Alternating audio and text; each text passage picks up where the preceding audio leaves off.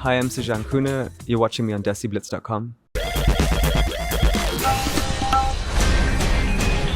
DESIblitz.com. Sahjan, thank you so much for joining us and speaking to us today about your latest project. Before we go into the project itself, could you just share a bit about your journey into this field and any inspirations that motivated you to follow this? I've kind of taken a long route into the I guess like art and visual arts. I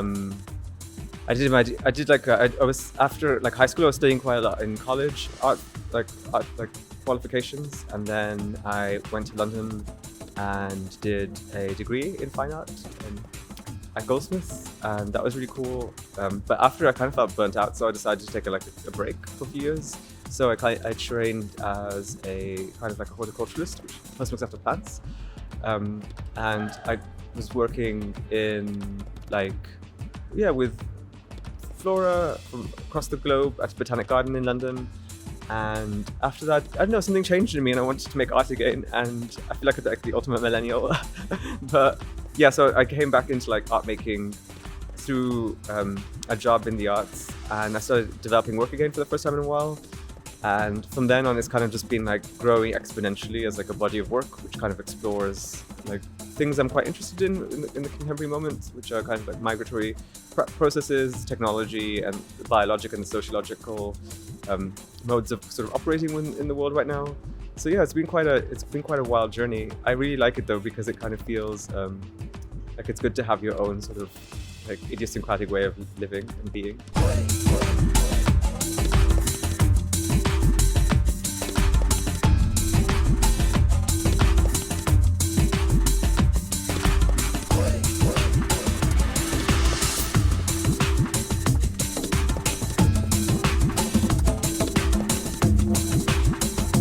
Have there been any artists or influences, not even within the artistic field, that have impacted the way that you work or see things? Oh my god, yeah! I'm wildly drawn to video games.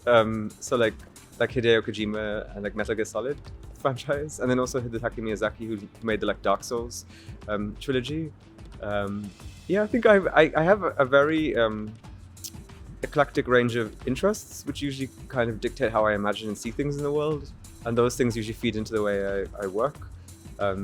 So yeah, and there's a wide, mostly I'm drawn to music, because I think that's kind of a collaborative experience. Someone makes something for you and you kind of have this reverberation of it across time and space. So there's a musician called Sophie who died a few years ago, who's just been a really big influence on me, which is a way to live and be and sort of imagine the world.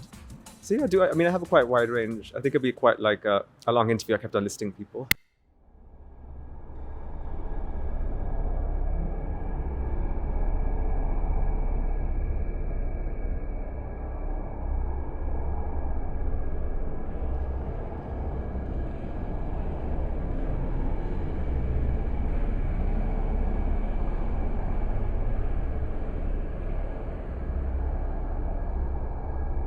We've been traveling through the debris of spatial images that constitute life.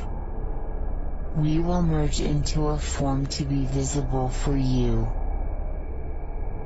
We broke from our structure and now we float freely as a video form.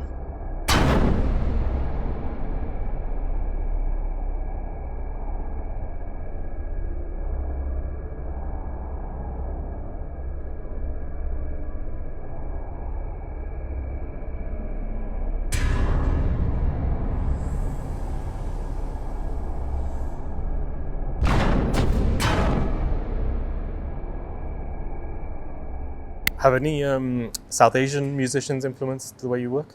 I think, I guess MIA, but I think what I'm interested in South Asia is particularly the politics and the framework of its kind of post-colonial state in South Asia, specifically the partition of India and the sort of emergence of a post-colonial body, and then also on top of that, also the emergence of a diaspora sort of population, which kind of now have this really incredible sort of way of like narrating their sort of experiences of India away from sort of being within India. So my interest in South Asia has always been kind of like geopolitical and sociological, and increasingly actually also geological. Like actually the way that like for example, my interest in India, the way that it sort of emerged as a geological moment and its sort of emergence in the future as something which will be affected deeply by sort of climate catastrophe. So there's kind of these weird like intersections of thought that usually kind of arrange themselves around. There's quite a few artists from Asia, especially from India, like in Pakistan, like Zarina Hashmi, who make these really incredible like sort of like prints which have kind of these border structures built into them. They're really beautiful. I really recommend someone like watching like that. So, but there's always been it's like it's just a wide eclectic mix of interests I have. I try to like be quite democratic in my interests, so like it means that I can always pick and like investigate different avenues of seeing the world. It kind of brings us nicely onto your wonderful project, which we're surrounded by now in DESIblitz, Birmingham. Can you just share a bit more about the inspiration behind making this type of project and the different elements that the project has? This is like a really ambitious work, and it's all made out of collaborations I've done with people, other artists, technologists, mycologists, and also my mum. So there's been this like a wide like process to get other people involved in the project. That's kind of just the way I naturally work anyway, because I'm really interested in like working with people to figure out like ways that we can imagine the world. So the show which we're in right now is called Dank Ecology 1, Alien Village. And when I was approached to do an exhibition, my first thoughts initially were like, oh, I kind of want to go and see my family in India. I haven't seen them for a while. But then I started unpacking like what that longing was, like what it meant for me and what it meant for my family. And yeah, like my family, like I guess in an ancestral sense, are from like rural Punjab in what is historically Punjab in both west and east. And I was really intrigued by what the village was for us, because we have such a large archive of family images of the land and the village and the sort of people who congregate there. And the last time I went to the village was actually in 2002, so it's been about it was 21 years since I went back. I went back to India intermittently since then, mostly to travel and research in the south of the country. But yeah, it was quite it was just a great moment, I thought, to actually bring a project opportunity together and also bring something which is kind of like love together, like so the idea of like going to see my family. And it just, it worked out. And this is kind of the culmination of like investigating what the kind of future of that village could be like as a sort of nomadic commons. So a commons is kind of like a space we all share. And yeah, there's different strands of the project. There's a sort of science fiction video made with school kids local in Birmingham, which kind of explores their future imaginations as we interview them in astronaut uniforms, and then we ask them to create costumes and play out their sort of fictional futures. And there's a work with my artist friend of mine called Sophie Chapman, which is called Honey, which is both a video work and a chatbot which exists online. And it tells the story of Honey and BF, who's her best friend. It's a kind of like, it really want to sort of, I don't know, become billionaires. That's kind of their dream. But whilst they do this, kind of a coming of age story, is that the more that they work, the more that they sort of try and like survive within Western capitalistic liberal frameworks, the more they actually end up destroying themselves and their friendship. That's the thing which I forgot to mention, is there's a loose thread which follows the whole show in a sort of circular fashion, which is like childhood, coming of age, revolutionary adulthood, like middle age, and then rebirth. So you kind of like follow each room and it tells a different story. And there's a work with another friend of mine called Gary Zhang, who's based between Shanghai and London. And yeah, we made this kind of like cryogenic pod structure, which has like a marine ecology, and a video game and a conversation. And so you can listen and play the game. The game follows like a backroom model. So you basically, it's a YouTube creepypasta. So it's like this thing that people upload on YouTube, which is random shots of people's rooms.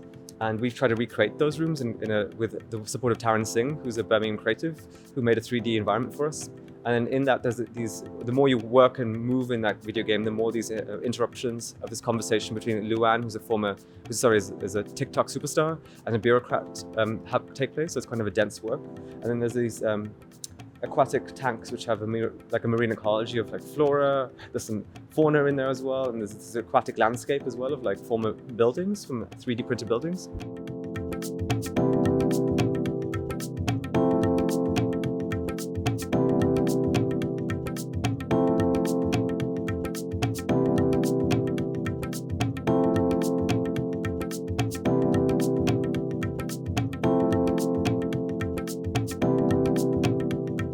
the room here is like called ampule chamber, and it's kind of like a really dense room. In terms of like, it's got a lot of relationships, tentacles, which open out the show. There's five patio chairs, which have these ampules from the Ridley Scott's franchise called Alien. I don't know if you've ever seen it, it's a really good film.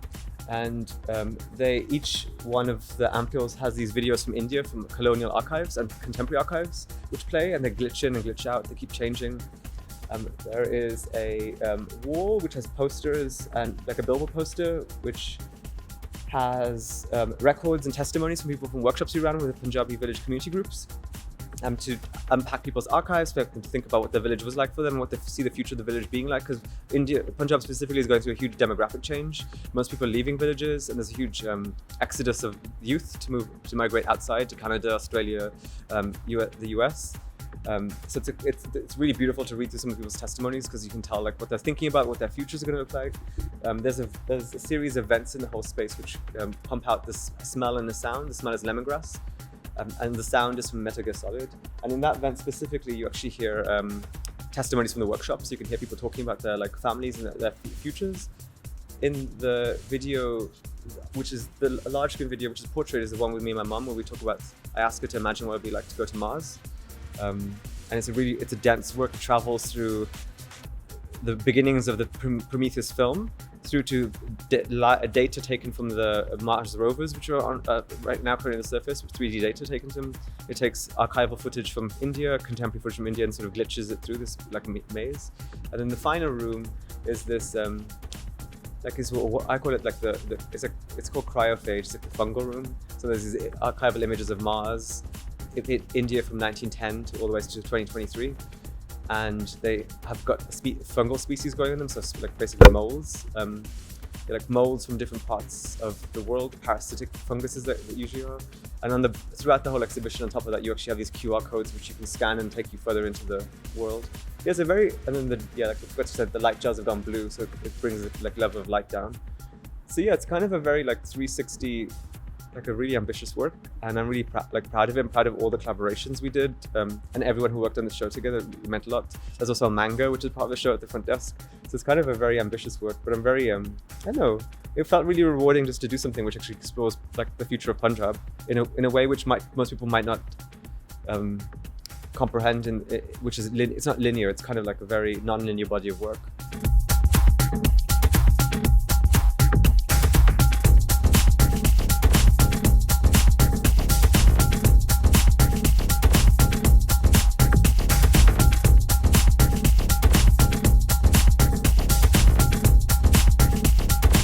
I was going to come on to that in terms of, obviously you went to India and you said it was kind of, you went there for family, but you explored much more than that.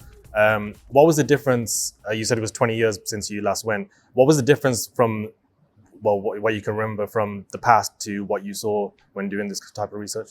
Oh my God, there's I guess it's hard because like there's been such a technological change in India. So there's just like there was also a moment where we had internet blackout when I went. So my mom was under when she went before me, she went 2 weeks before me.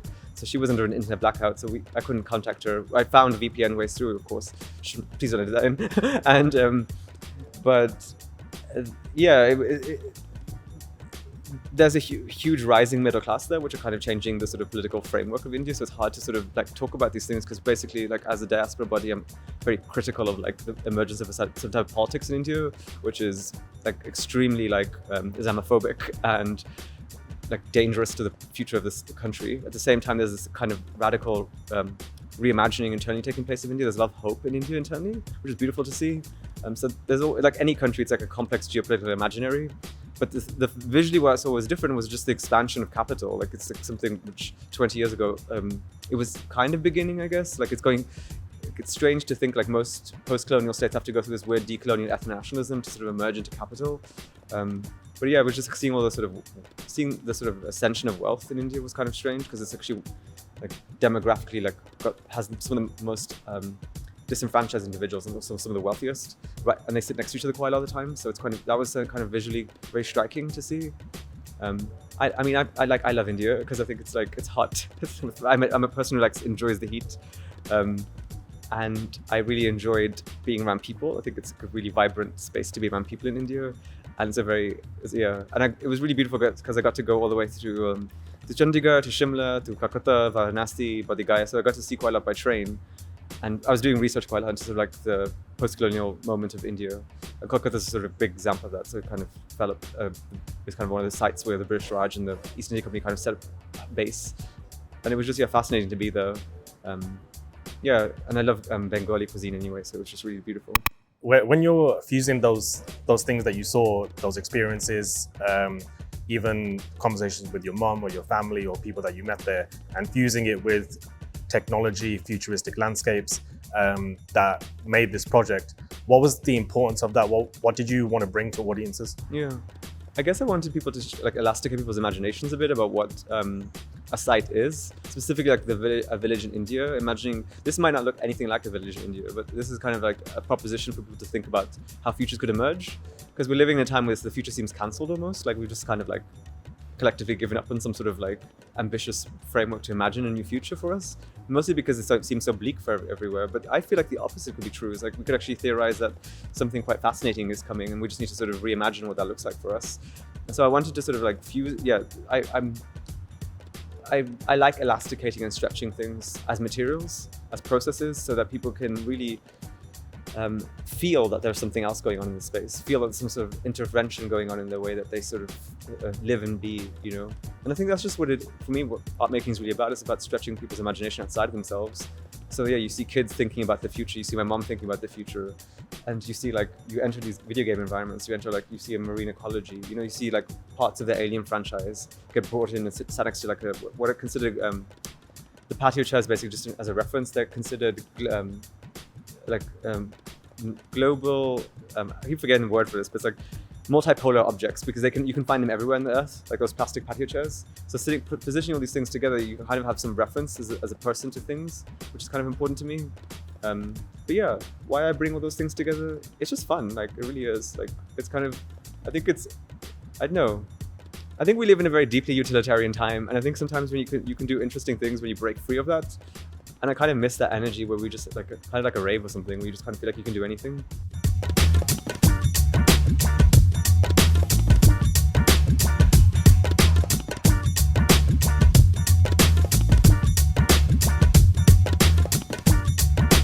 Is there any specific part of the project which you found the most rewarding and the most challenging? Oh, I think working with people. I wouldn't say it was challenging, I just think it was just rewarding. Like working with the kids, working with my friend Sophie, working with Gary, working with my mom, working with everyone involved in the show, like the people who design the manga and then the supply, and the people who design the website, which is available through a QR code as well. Like, and then working with the team here at Eastside, it's just, and then working with everyone in the village in India, it's just been so like, because I was there to think with them and figure out what they sort of see the future as well. But yeah, it's just been like, people are just incredible, and I think that like one of the things I said in the manga is like, love is the greatest technology, and I really feel like this show kind of embodies that. Yeah. And yeah. With you touched on how people think about the future. For you, what does the future look like for you? Oh my god, it's just like one giant rave. Like I really there's a really great line someone said to me recently, like there was a review for the show and someone said Sahjan Kooner wants a more iconic future, and I don't know, I feel like it's really depressing that we've kind of cancelled the future, and I feel like the more interesting thing to do is actually theorize and propose new modes of living in the future, because it's arriving, it's coming here every day. It's going to be like, it's an existential condition that we have to like face, and I think it's kind of interesting that we've withdrawn into ourselves as opposed to sort of expand ourselves into each other's worlds to imagine what we could do together. And that's what I think the future will be like. It's actually just more like laboring and imagining together again. I think the project itself, it's great to have in Birmingham, which is so culturally diverse, but a lot of British Asians or South Asians still don't know much about their culture, or how it's going to look like in the future. So fusing those kind of generations together is quite good. But the show is going to broaden. It's not going to just stay in the UK. It's going to go kind of into different countries in Europe. So is there an excitement about that? Is there a nervousness about it in terms of how the people there might perceive it differently here? Oh my god, I'm so excited. Like, I got to go and see the gallery in Belgium like a few weeks ago, and the team there were lovely. I'm excited. I feel like sharing stories, like it's a big part of oral storytelling is a big part of Punjabi culture anyway. So sharing stories and expanding them outwards is really important. And like one of the things, this is like what James Baldwin would say, is like one of the things is like you create an elasticity of narratives and stories and traumas which you share across generations, and those kind of become choruses to the resistance of like being. I think that's kind of what's important, that regardless of where it's situated, of course there's political context, like what does this mean when this enters into a space which might not understand the contextual social references. But I feel like I've made the work generous enough that there's context that people can emerge with, as opposed to have to constantly be told. Like the show's not didactic at any point, it's more like, it's kind of like holding you or being next to you and sort of imagining with you. So I'm not worried about like it traveling anywhere. I feel like it is kind of like an alien ship, kind of just can arrive anywhere and interface with what it arrives with. Because that's what I've always thought, if we ever come entangled with a species which we don't understand, is it will change us as much as we change it, you know? And I think that's what could be quite beautiful about this. Yeah.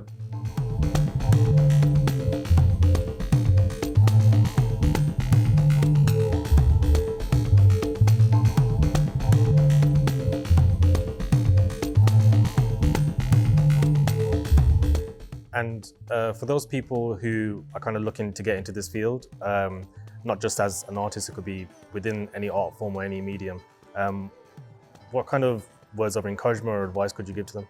Oh my God, like my biggest advice is, and this is something which I've learned over the last few years, is like literally just have fun. And it sounds very like basic, but it's, if you're really enjoying what you're doing, and if you also take moments to realize that you don't have to do it all the time. Like I took a 5-year break, and I think that was really healthy. And I was doing something completely different to this. I also worked in HMRC for a while to like, pay bills. But yeah, everyone's world is different and everyone's context of living is different, but just opening yourself up to the idea that you can enjoy and find pleasure in making things is really amazing, because it's kind of a skill and way of being which is kind of slowly being dismantled as we move into a more emergent technology like framework of living. But I don't know, I would just say it's hard because everyone's process is different, but my thing is, which I speak to myself, is if I'm not really enjoying it, I'm not really going to be doing it. You know, I'm going to work, even by enjoying, I mean, it doesn't mean I have to have fun all the time, but it's going to be difficult moments, of course. But the process of actually learning and unpacking and making sure that I do learn from every project and it expands me outwards is why I do this, I guess, you know? Perfect. Yeah. Thank you so much. DESIblitz.com